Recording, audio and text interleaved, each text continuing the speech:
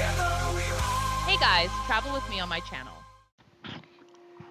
W sierpniu 2025 roku odwiedziliśmy Clay Hill, która należy do National Trust. W sercu hrabstwa Wiltshire na zachodzie Anglii, niedaleko miasta Warminster, wznosi się niezwykłe wzgórze o nazwie Clay Hill. Choć jego wysokość wynosi zaledwie 244 metry nad poziomem morza, od wieków przyciąga uwagę podróżników, archeologów, miłośników przyrody, a także poszukiwaczy tajemnic i zjawisk niewyjaśnionych. Już z daleka Clay Hill wyróżnia się charakterystycznym, niemal stożkowatym kształtem. Samotnie góruje nad okolicznym krajobrazem, dzięki czemu z jego szczytu rozciągają się spektakularne widoki na granicę hrabstw Wiltshire i Somerset. Przy dobrej pogodzie można podziwiać rozległe pola, lasy oraz wzgórza, rozciągające się aż po horyzont. To właśnie te panoramiczne widoki sprawiają, że miejsce jest niezwykle popularne zarówno wśród turystów, jak i fotografów. Dzisiaj ten teren należy do brytyjskiej organizacji National Trust, która zajmuje się ochroną historycznych i przyrodniczych skarbów kraju. Wzgórze zostało przekazane organizacji w 1954 roku przez szóstego markiza Bath, właściciela pobliskiej posiadłości Longleat. Dzięki temu zachowano jego naturalny charakter i historyczne dziedzictwo dla przyszłych pokoleń. Jednak historia Clay Hill sięga znacznie dalej niż czasy nowożytne. Wzgórze było ważnym miejscem już tysiące lat temu.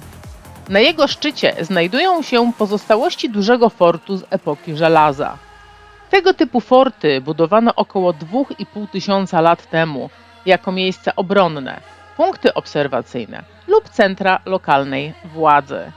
Z wysoko położonego wzgórza można było kontrolować rozległe tereny i obserwować ruchy potencjalnych przeciwników. Na szczycie znajdują się również dwa kurhany, czyli starożytne kopce grobowe. Są one świadectwem jeszcze wcześniejszej działalności człowieka na tym terenie. W 1812 roku znany badacz i antykwariusz Sir Richard Hare próbował przeprowadzić wykopaliska jednego z kurhanów. Pozostawił po sobie widoczny dziś otwór, jednak odkrył, że grobowiec został wcześniej splądrowany przez rabusiów poszukujących cennych przedmiotów. Ślady działalności człowieka można odnaleźć również na zboczach wzgórza. Widoczne są tam średniowieczne tarasy rolnicze zwane lanchests, które powstawały przez setki lat podczas uprawy ziemi. W XIX wieku południowo-zachodnia część wzgórza została dodatkowo znacznie przekształcona przez wydobycie kamienia. Dawne kamieniołomy do dziś pozostawiły wyraźne ślady w krajobrazie. Clay Hill jest jednak nie tylko miejscem historycznym, to także prawdziwy skarb dla miłośników przyrody. Znajdują się tutaj rozległe murawy kredowe, które należą do najcenniejszych siedlisk przyrodniczych w Wielkiej Brytanii. W 1975 roku obszar o powierzchni ponad 26 hektarów został objęty specjalną ochroną jako teren o wyjątkowym znaczeniu biologicznym. Wiosną i latem wzgórze pokrywa się kolorowym dywanem dzikich kwiatów. Można tu spotkać wiele gatunków roślin charakterystycznych dla wapiennych gleb południowej Anglii. Bogactwo kwiatów przyciąga niezliczone ilości owadów, motyli, pszczół oraz innych zapylaczy.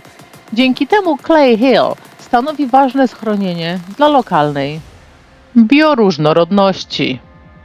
Geologia tego miejsca jest również fascynująca.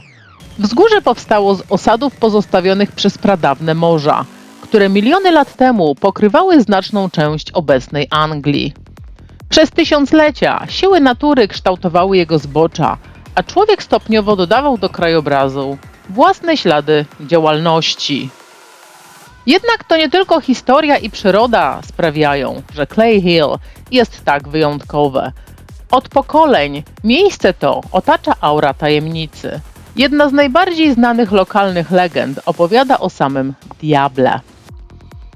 Według tej opowieści diabeł planował zasypać miasto Devizes ogromną ilością ziemi.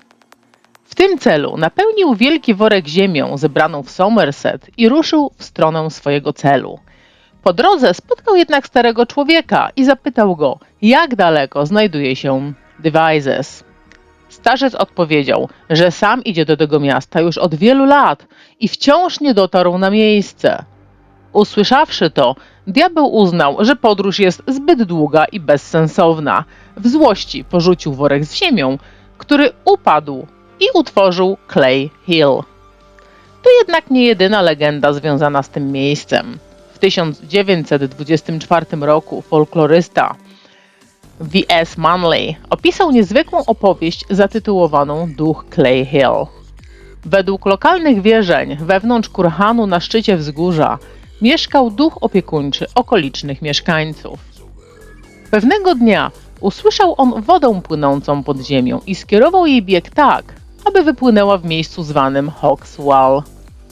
Duch ostrzegł ludzi, aby nie pili tej wody, lecz używali jej wyłącznie do leczenia chorych oczu.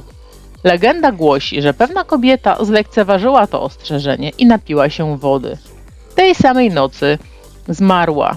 Z kolei krowa, która zanieczyściła źródło, miała zostać wciągnięta przez błoto i utonąć.